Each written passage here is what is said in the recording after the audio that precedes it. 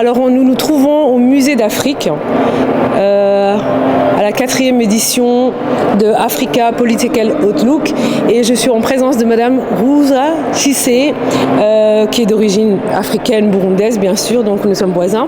J'ai l'honneur d'avoir apprécié votre intervention. Est-ce que vous pouvez nous en retoucher 2 mots? En tout cas, ce que moi je peux vous dire, c'est que je suis une fervente défensrice de droits d'auteur, et Madame a parlé d'une façon remarquable de ça, le droit des artistes, les droits défendre la culture, rendre justice à ce panthéon qui est important dans chaque pays. Donc est-ce que vous pouvez nous en dire un peu plus? Je vous laisse le micro. Ça va. Merci beaucoup en tout cas pour l'interview et l'accueil.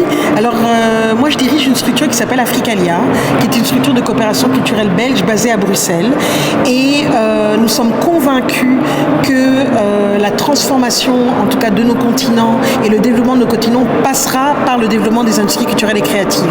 Mais pour ça, il y a un certain nombre de conditionnalités qu'il faut qu'elles soient présentes et remplies par nos décideurs politiques, par des investisseurs et par des membres de la coopération étrangère et d'autres acteurs. Et donc notamment, et c'est sur cela que portait mon intervention tout à l'heure, c'est que aujourd'hui, comment voulez-vous que nos artistes vivent de leur art si l'État, nos pouvoirs publics ne mettent pas en place des cadres réglementaires normatifs pour protéger le droit d'auteur. Et le droit d'auteur, ça entraîne des droits et des obligations pour les artistes, en tout cas pour les créateurs, mais ça permet aussi de vivre de son art, parce qu'une fois qu'on a fait une chanson, qu'on l'a enregistrée correctement, même si on est 10 ans, 15 ans plus tard, elle est en train de passer à la télévision, elle passe à la radio, ou quelqu'un l'utilise dans un film, on continue à bénéficier de droits. Et donc pour cela, il faut que les décideurs, parce que c'est une volonté politique, il faut que les décideurs placent un cadre normatif pour protéger le droit d'auteur, mettre en place des bureaux de droit d'auteur où les artistes et tous les opérateurs culturels peuvent quelque part se mettre ensemble et décider comment est-ce qu'on organise ce bureau des droits d'auteur, qu'est-ce qu'on rétrocède à l'État, et surtout comment est-ce que nous, artistes, on continue à gagner notre vie. Donc je pense que c'est une des conditionnalités pour moi, la première qu'il faut pour avoir un écosystème assez fort et qui se développe dans nos pays. Et malheureusement, il y a une prise de conscience, elle est là, mais il y a la parole et puis il y a l'acte. Et donc il est temps aujourd'hui de passer aux actes pour la simple et bonne raison que le monde va très vite, l'évolution technologique va très vite, et qu'aujourd'hui on a une menace qui n'est pas des moindres, qui est l'intelligence artificielle.